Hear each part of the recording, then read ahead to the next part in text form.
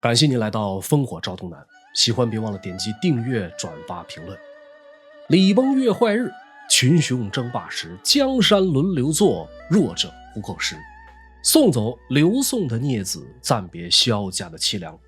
强盛了100多年的北魏帝国，终于也日渐没落。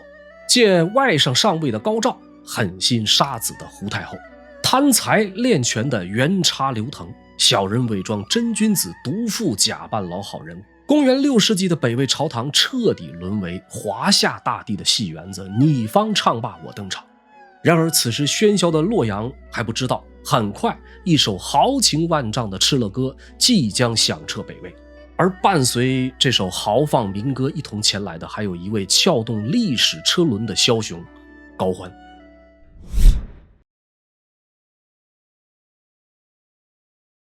敕勒川，阴山下，天似穹庐，笼盖四野。天苍苍，野茫茫，风吹草低见牛羊。这首自南北朝时期就流传开的民歌，以波澜壮阔的草原风光，向世人述说着北朝敕勒人的豪迈与富庶。殊不知，这里也是北齐王朝奠基人高欢的家乡。历史上，他还有一个更加响亮的名字，叫六镇。公元496年，北魏孝文帝太和20年，高欢出生在阴山脚下六镇之一的怀朔镇，也就是今天的内蒙古固阳县附近。现在在固阳的东北方还有北魏怀朔镇故城遗址。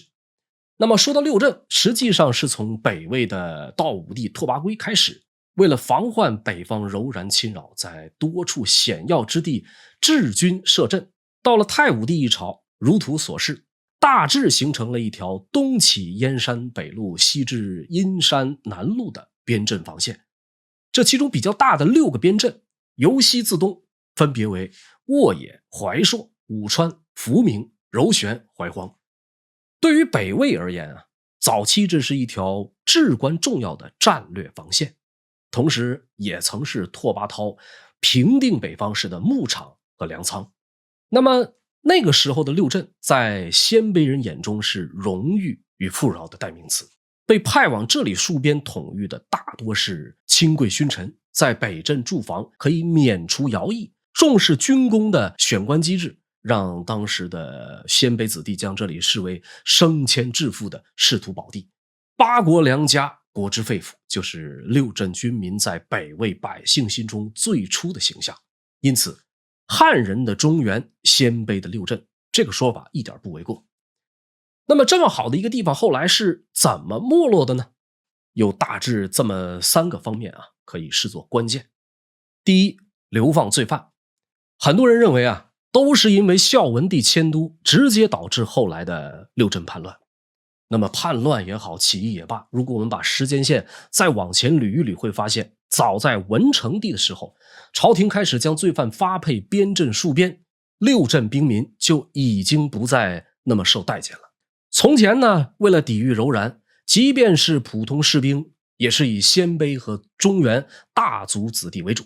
北方的柔然衰弱之后，越来越多的犯人发配到了北境。阶级构成的变化是后来六镇叛乱的一大关键。第二，孝文帝改革。孝文帝迁都洛阳，对于整个北魏的积极作用是显而易见的。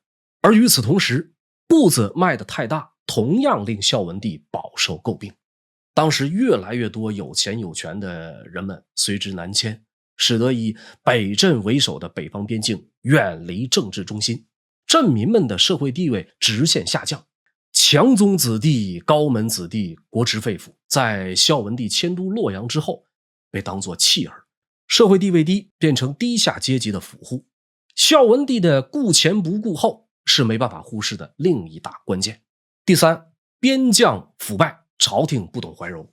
应该说到了北魏末年六镇边境上的上层将官们已经相当腐败，除了克扣粮饷，更是将兵力视作私家仆役，升迁无望，地位低下，六镇镇民开始出现大批量的逃亡。那么面对这种情况，北魏朝廷是如何应对的呢？朝廷开始制定更加严峻的法令，更加强硬的措施，想要以这种强制的办法对镇民的反抗情绪予以镇压。久而久之，六镇军民怨声载道，最终导致北魏数十万将士兵民举兵起事。应该说，六镇的反抗情绪并非偶然，也不是一天两天、一年两年就形成的，而是长期的不公平待遇得不到妥善解决的结果。那么在六镇叛乱之前，有没有人提前感知呢？还真有。孝文帝之后有宣武帝，宣武帝之后有孝明帝，孝明帝一朝有位名叫魏兰根的官员，就曾向北伐的主帅尚书令李崇明确提出建议，应该在北疆改镇为州，依照过去的旧制对镇民施以优待抚恤。李崇呢也觉得这个建议非常好，打好报告提交到了有关部门，可惜并没有得到应有的重视。那么后来呢，果然不出魏兰根所料，六镇数十万人成了北魏朝廷的心腹大患。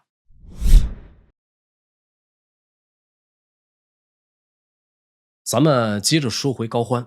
如果根据史书记载，高欢出身渤海高氏，祖先高胡原是渤海氏族，曾为后燕和北魏的官员，祖父高密也曾担任过四品的侍御史。然而朝堂多变，高密犯事儿被发配充军，一家老小便沦落六镇，成了怀朔军民。可怜高欢啊，从小没有父母缘，出生后不久，他的母亲韩氏就因难产去世，父亲高树生游手好闲，带不了孩子。高欢从小是在姐姐高楼金、姐夫玉景的家中长大。鉴于六镇原是鲜卑族的龙兴之地，身为汉人的高树生不忘替儿子取了个贺六浑的鲜卑名。可饶是如此，高欢也难逃破落子弟的命运，成了怀朔镇一名普通的兵卒。好在老天终究还是公平的，长大后的高欢虽然一贫如洗，却天生一副好皮囊。北齐书形容他是目有金光，长头高颧，齿白如玉，可见放到现在，高欢也是帅哥一枚。于是某天在城头执勤的他被一名鲜卑女子看中，只望了一眼，此女子便认定高欢就是自己的丈夫。一定有人会问，古代女子还能自己选丈夫？别不信，还真能。看上高欢的这个女子啊，名为娄昭君，是鲜卑贵族娄内干的女儿。娄家祖上的娄提曾受封真定侯。娄内干自己虽没有走仕途，却是当地有名的大财主，家中是仆从千计，牛马无数。虽然想与娄家结亲的这个代北豪强啊数不胜数，但聪慧明理的娄昭君却自有主意。与高欢相识后，不顾众人反对，偷拿自家财物，冒充男方聘礼，心甘情愿下嫁给穷小子高欢。当然啊，这个事实证明，娄昭君的确是独具慧眼之人。不仅她的丈夫日后成为了撼动中国历史的人物，她本人还生养了4位皇帝、2位皇后。这个记录在中国历史上称得上是空前绝后的。那么在婚后呢，在妻子娘家的帮助下，高欢从一贫如洗变为一夜暴富，不仅拥有了人生中第1匹骏马，还当上了怀朔军营的队主。此时的高欢啊，可谓是仕途顺遂，生活富足，还深受怀朔镇将段长的赏识。据北齐书中记载，段长在见到高欢之后十分惊异，并说过这么一段话：君有康氏之才，终不徒然也，请以子孙为托。什么意思呢？他说高欢有安民济世的才能，终究不会虚度此生，我的子孙后人啊，就全托付给你了。除此以外，高欢在那个时期啊，身边还有不少青年才俊的朋友，司马子如、刘贵、贾显志、孙腾、侯景、蔡骏，这些人在后来有的成了高欢的得力干将，有的成了东魏的股肱之臣。很长一段时间里，高欢与一众好友啊，经常飞鹰走狗，打猎游玩，全然没有显露驰骋天下的这个志向。直到镇将段长将他提拔为韩使，这才让高欢有机会往来于大城市洛阳，也让他目睹了北魏政权的岌岌可危。说有这么一次，高欢啊与往常一样去往洛阳送信，负责接收的令史麻祥因为心情大好，便将一些熟肉赏赐给了高欢吃。那么在生活上注重形象的这个高欢呢，谢恩以后，便坐下享用。没想到此举竟遭到了马祥的痛斥。他认为高欢啊不过是一个狗奴才，怎敢像自己一样坐下来吃肉？盛怒之下，就下令打了高欢40大板。这件事情极大地刺激了高欢的自尊心，促使他暗下决心要出人头地。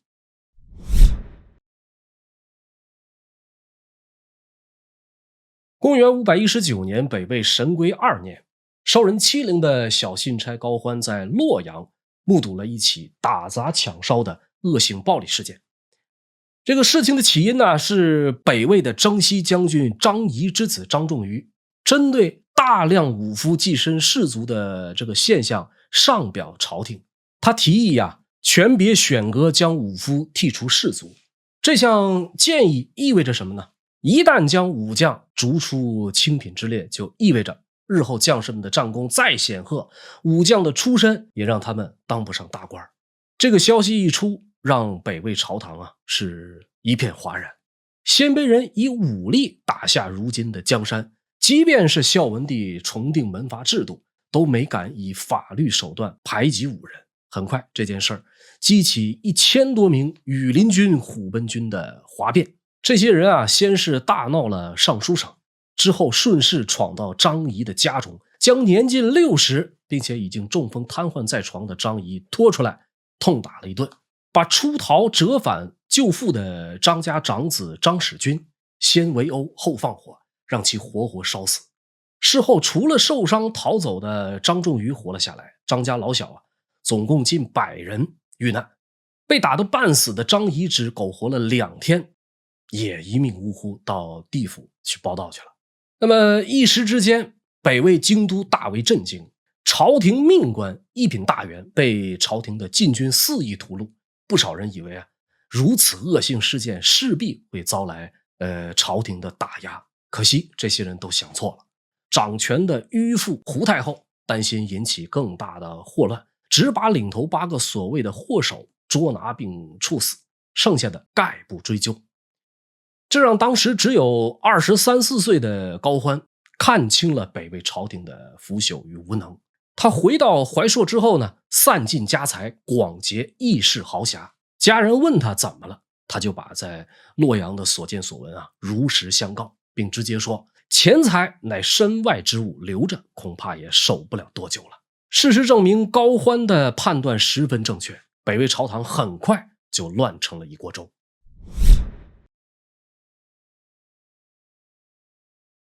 子贵母死是北魏自道武皇帝拓跋圭开始实行的一项制度，一旦确立了皇储，不论尊卑，都会将其生母赐死。拓跋圭呢，效仿的是汉武帝赐死赵婕妤，为的是防止外戚擅权干政。这一项相当不人道的制度，到了宣武帝才被废除。当时为宣武帝生下唯一一位皇子的胡氏，成了废除子贵母死制度之后的第1位受益人。到了孝明帝一朝，胡氏以皇太后的身份临朝听政。生性风流又毫无政治头脑的迂父胡太后，表面聪明，实际上外强中干，自掌权以来毫无建树，一心扑在豢养男宠上面。那么临朝不久之后呢，他就看上了清河王元义。作为孝文帝生前最喜欢的儿子，元义呢，不仅擅长政事，人品一流，还生得英俊潇洒，风度翩翩。这让胡太后对他情根深重，经常借国事之便召其入宫。久而久之，不甘寂寞的胡太后就对元义威逼利诱，软硬兼施，疏于敬而扫不止。一来二去，元义最终还是没有把持住就范了。那么两个人的叔嫂关系就此变质。元义成为了胡太后朝堂上倚重的大臣，床榻间爱慕的情郎。好在元义也能力出众，北魏朝堂在他的治理下日趋好转。然而元义的秉公执法却引来太后妹夫领军将军袁叉和大太监刘腾的记恨。在神龟3年，他们发动了政变，借11岁的孝明帝之手杀死元义，并将胡太后幽禁于宫中。袁刘2人权倾朝野，北魏政权呢彻底失序。袁毅死后，中山王袁熙起兵反抗，秦王救驾，兵败被杀。左卫将军西康生杀袁叉未遂被斩。刘腾死后，尚书令于忠的弟弟于景因为密谋除掉袁叉，被罢黜到怀荒镇为将。随着北魏朝堂混乱不堪，北疆六镇民怨四起。很快，在公元523年，孝明帝正光4年，六镇之一的怀荒镇成了点燃北方战乱的导火索。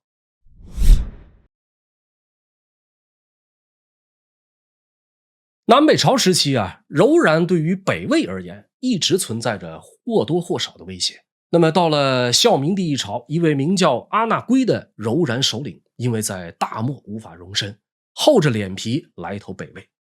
这是在拓跋氏建立北魏政权以来前所未有的，因此阿那圭受到了北魏朝廷的隆重接待。阿那圭向孝明帝称臣，并行了跪拜之礼，希望北魏能给他更多物质上的支持，帮助他在大漠夺回大位。那么最终呢，北魏给了他羊5000口，粮食20万担，并允许他在怀朔镇北招抚旧部。可是这个阿那圭却是一头喂不熟的白眼狼。正光4年，柔然境内发生了大饥荒，阿那圭一边向北魏要粮，一边率军进入魏境，寇边劫掠，兵锋直抵旧都平城。北魏六镇中的沃野和怀朔损失最为惨重。这场大饥荒让六镇镇民同样没好到哪儿去，多数人的家里已经是揭不开锅。那么在这种情况下，怀荒镇的镇民呢，因为食不果腹，纷纷要求镇将于景开仓放粮。然而这位出身鲜卑八大姓的于景，妥妥的豪门子弟，不懂体恤民心，非但拒绝放粮，还口气嚣张。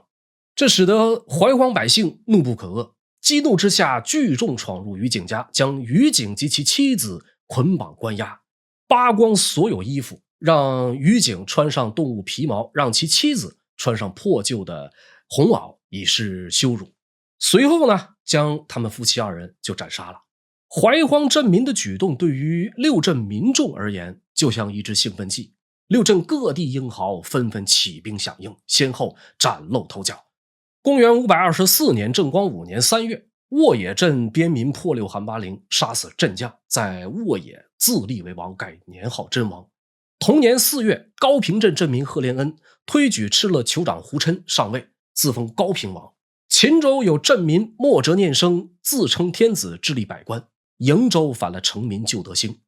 北魏朝廷派往各地平叛的大多是出师不利，告急的文书一份接着一份传到洛阳，只1年多的时间，六镇尽叛，平城以北全部沦陷。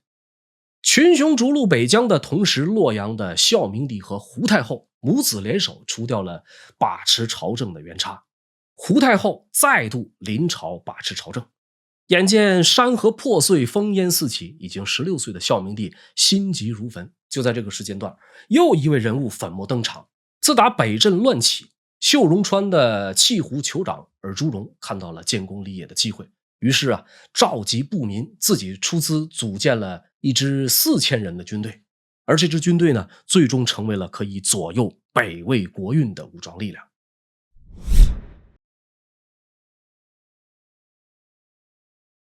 尽管当时怀朔镇与秀容川相距不远，高欢身边的兄弟刘贵、司马子如、侯景纷纷投到了尔朱荣麾下，但是高欢却没有跟他们同去，反而在公元525年投靠了柔玄镇出身的杜洛周身边。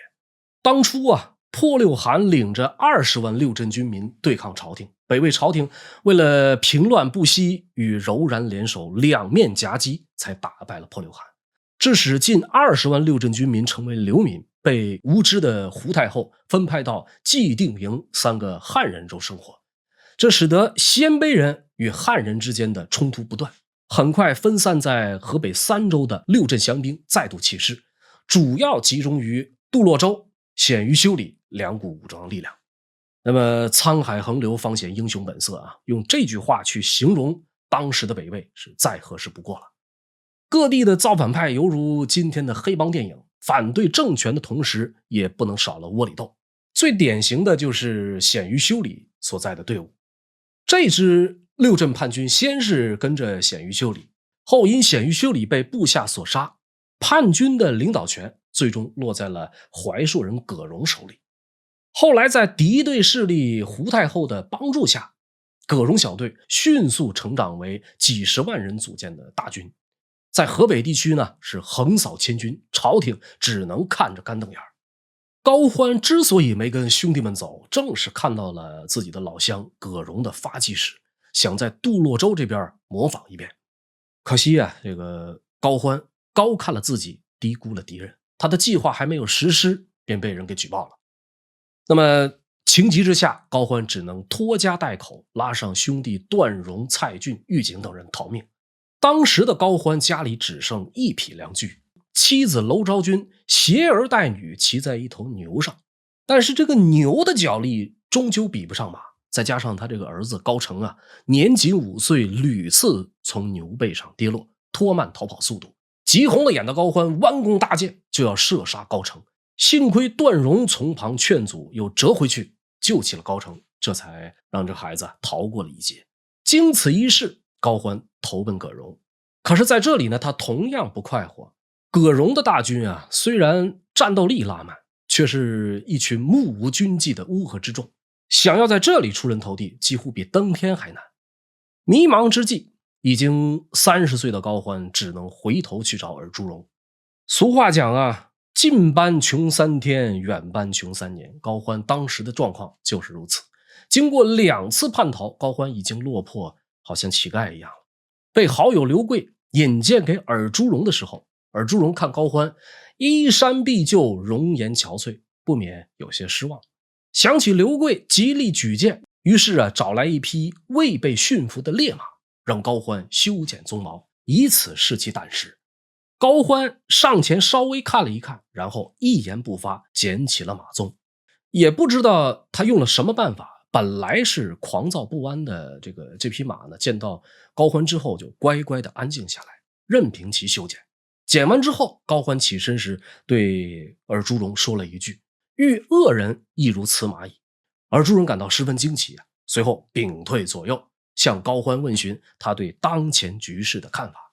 高欢先问了一句：“文公有马12股，色别为群，将此竟何用也？”听说您养了12座山谷的马，以不同的颜色分类，对此有何用意呢？尔朱荣回答：“但言而已。”于是高欢说出了自己的想法：“方今天子愚弱，太后淫乱，孽宠擅命，朝政不行。以明公雄武，诚实奋发，讨佞臣而轻君侧，霸业可举鞭而成，此贺六魂之意也。”这话正戳中尔朱荣的心坎，两人当天相谈到深夜才结束。那么高欢呢，自此成为了尔朱荣军中的重要骨干成员。同样出现在北齐书《神武本纪》中的还有这么一段记载，说的是高欢投奔了尔朱荣之后，有一次移居并州，住在一户名为庞苍鹰的家中。庞苍鹰的母亲曾多次看到高欢所居住的草庐上空有赤气冲天。庞苍鹰有天夜里想要一探究竟，却被一个持刀的青衣人拦下，并质问为何触犯大王。眨眼间，这个青衣人就不见了。庞苍鹰有次偷偷窥视草庐内正在卧床休息的高欢，看见的却是一条赤蛇盘卧在床上，因此更是惊讶，于是对高欢以厚礼相待。庞母更是请求高欢当他的义子。到了高欢得志之后呢，这位庞苍鹰也跟着平步青云，一直受到高家的照顾和优待。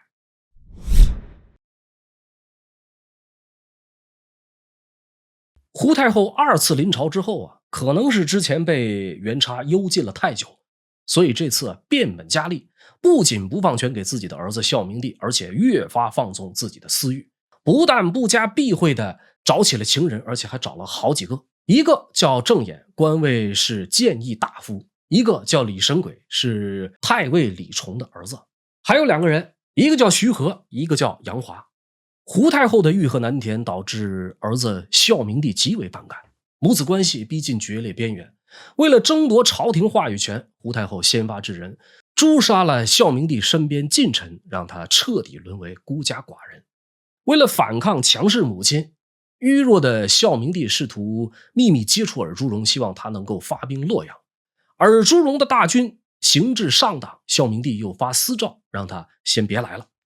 那么到了公元528年武泰元年2月25日这一天，胡太后与情人郑俨、徐和密谋毒杀了年仅19岁的孝明帝，将明帝的宠妃潘氏刚出生的女儿谎称皇子推上皇位。这么一个举动不仅愚弄了百姓，更侮辱了王公大臣们的智商。关键时刻，胡太后又匆匆找来当时只有3岁的孝文帝的曾孙元昭，将他扶上大位，立为新君，这才勉强稳住了局面。消息传到尔朱荣的军中，这位契胡酋长意识到他的机会来了。武泰元年3月，尔朱荣全军缟素直扑洛阳。4月初抵达黄河北岸，随后秘密派人入城迎接孝文帝的侄子彭城王元协的儿子长乐王元子攸。元子攸带着他的哥哥元绍、弟弟元子正偷偷跑出了洛阳。次日在河阳，也就是今天河南孟州附近的军中，尔朱荣奉元子攸为帝，改年号建义，史称孝庄帝。尔朱荣的大军很快渡过了黄河，驻军在邙山北面的河阴之野，也就是今天洛阳孟津境内。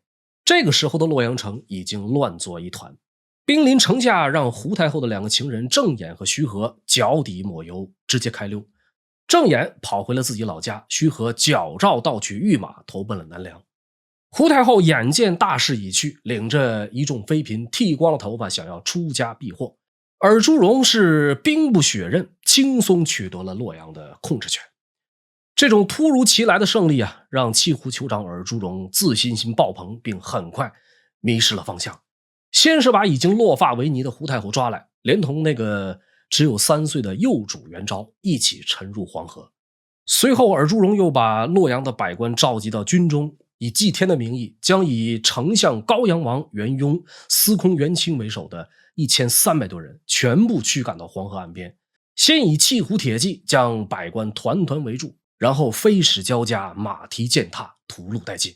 刚刚被拥立为帝的元子攸的一对兄弟袁绍和袁子正也在这一场巨变中被乱兵杀害，这就是历史上有名的河阴之变。自此啊，清理完门户的秀容酋长尔朱荣成为了北魏幕后的最高掌权人。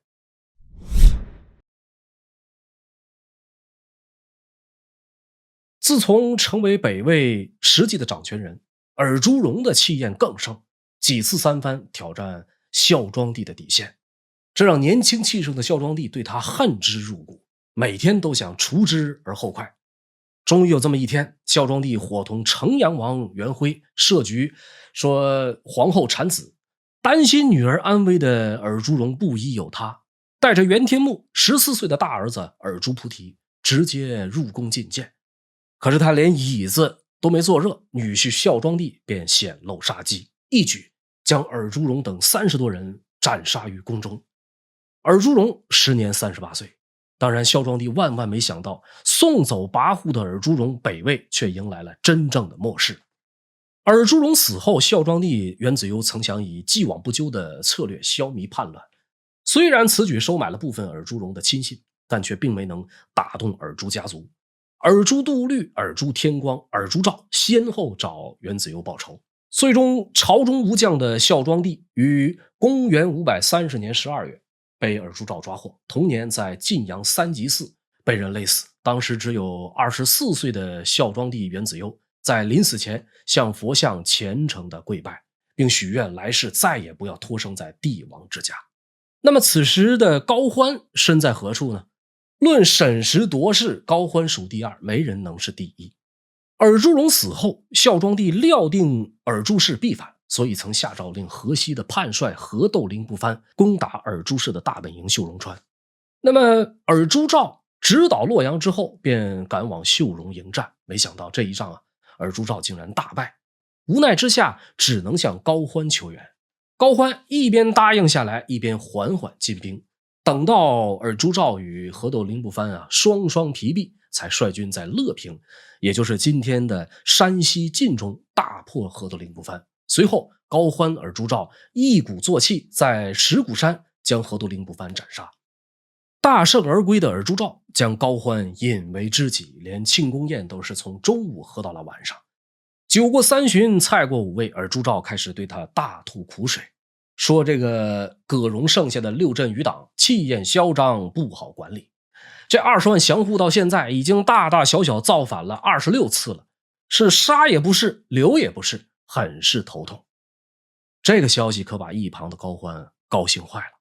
他其实早就看上了六镇这群善战的军民，没想到尔朱兆竟然把他们当成了烫手的山芋。说时迟，那时快，主意已定的高欢马上谏言：六镇反残，不可尽杀，依选王素负心者，私使统焉。若有犯者，直罪其帅，则所罪者寡。六镇造反的人不能全部杀掉，可以挑选一个您的心腹之人悄悄统领，再有犯事的人直接责罚其头目，那么想造反的人自然而然就会越来越少了。此言一出，让尔朱兆陷入沉思。六镇人都是不要命的主，尔朱兆一时之间还真就想不起来谁能够胜任。此时在座的贺拔允提出，高欢就是最合适的人选。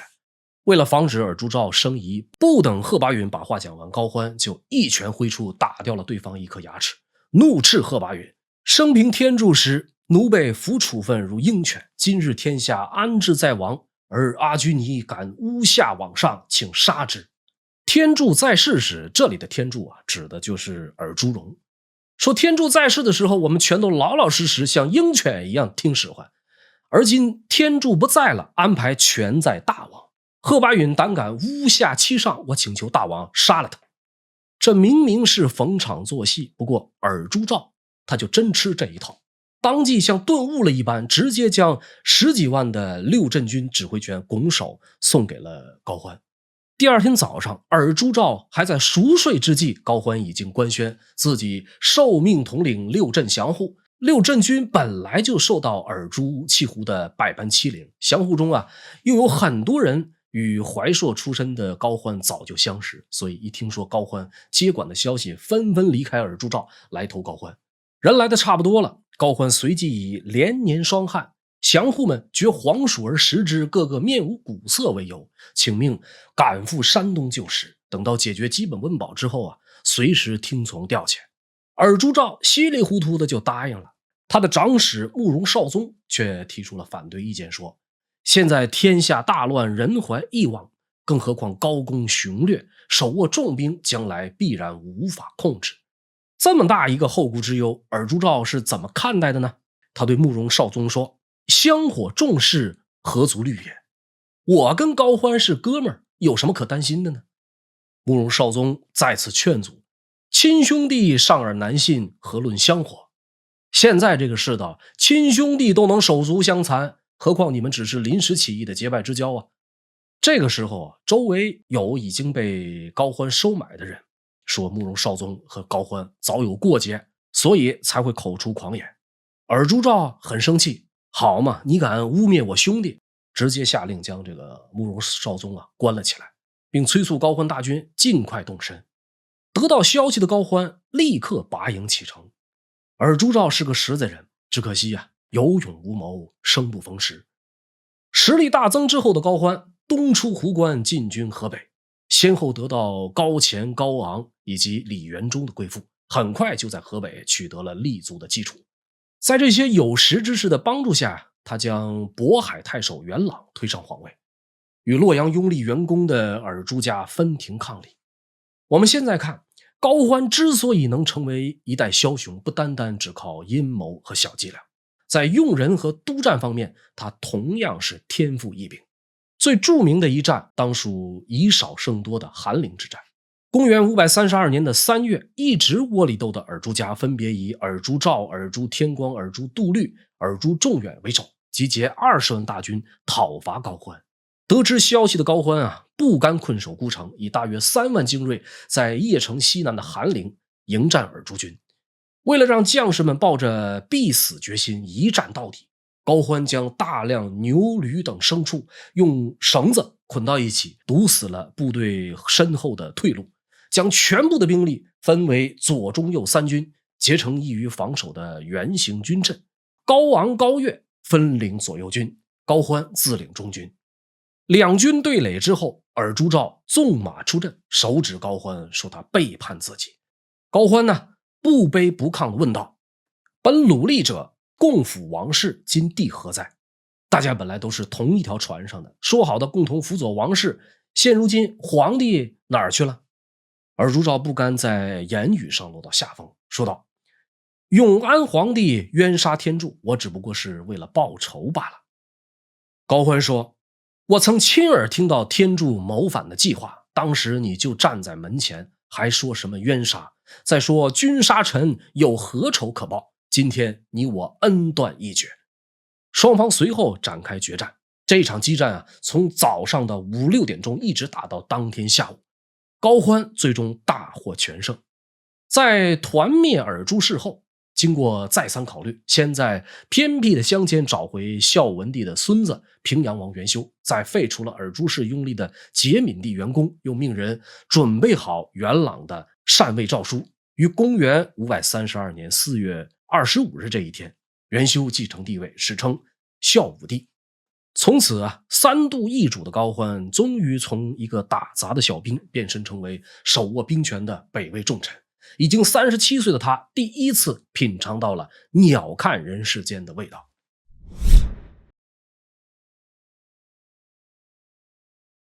我们现在看北魏末年的走马灯一般的几位皇帝从孝庄帝元子攸到节闵帝元恭，又从节闵帝元恭到孝武帝元修，这3位几乎没有一个是昏庸无能之辈。孝庄帝元子攸用计除掉尔朱荣，隐忍坚毅，手腕很辣。节闵帝元恭早在元叉擅权的时候就称疾避祸，不问世事，为了庄雅近10年一言不发。当上皇帝沦为傀儡之后，仍旧废除盐税，恢复外交。我们通过现有的史料能够感觉到，他们其实都是想要有所作为的皇帝，只可惜生不逢时，北魏国运今非昔比，大厦将倾，一木难扶。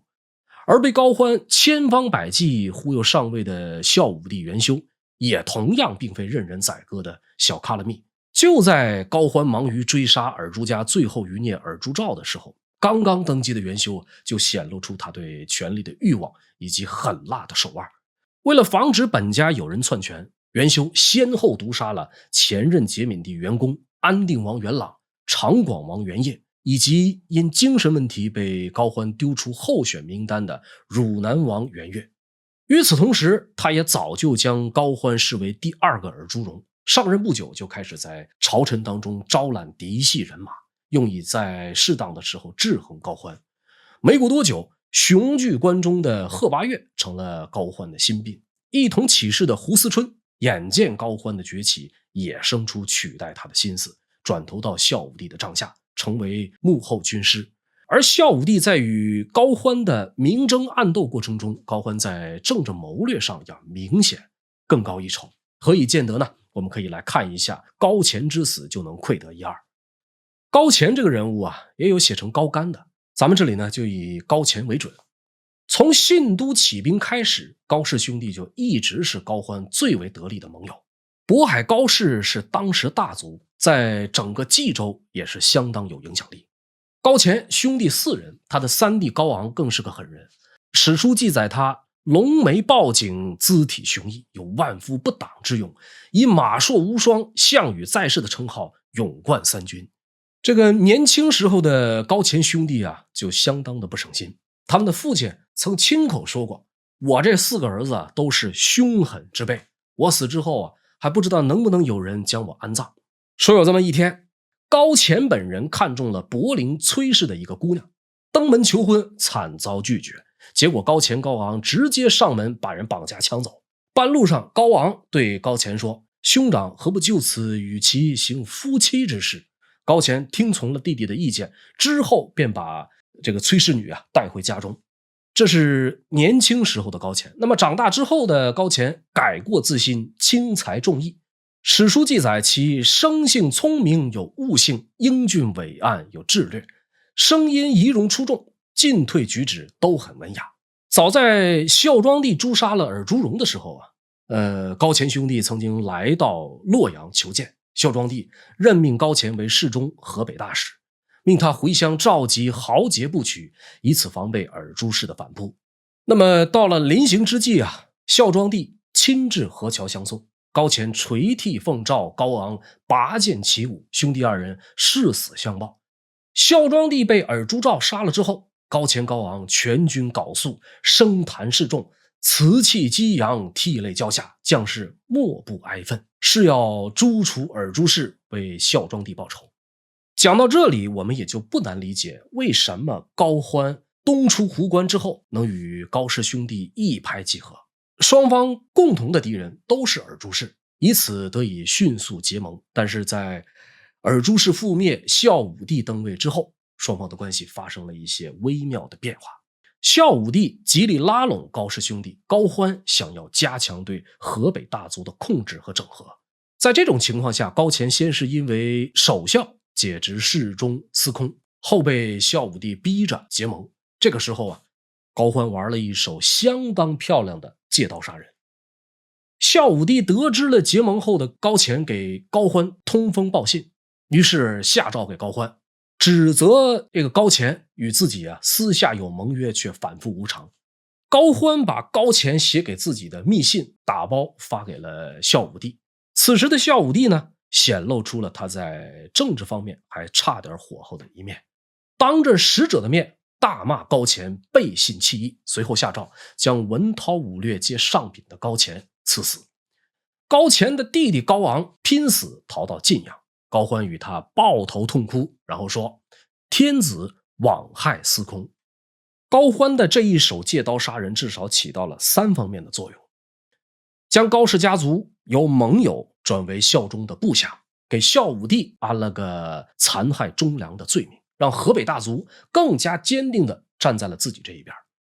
此后的孝武帝虽然仍以大丞相对待高欢，但是实际上已经摆明了对抗的态度。而就在他们两人明争暗斗之时，已经27岁的奇伟少年宇文泰也隆重登场。作为尔朱荣曾经的手下，宇文泰的大名高欢早有耳闻，一度是高欢想要拉拢的对象。然而宇文泰终究并非池中之物，他敏感地嗅到了扬名立万的时机，毅然决然地站在了孝武帝这一边，随即成为孝武帝倚重的重要力量。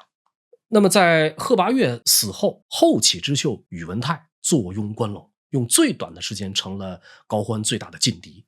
公元534年，北魏永熙3年2月的一天，洛阳城突然雷电交加，高达100丈的永宁寺9级浮屠被雷电击中，燃起熊熊大火，直烧了3个多月才被熄灭。1年以后，洛阳仍有烟火气。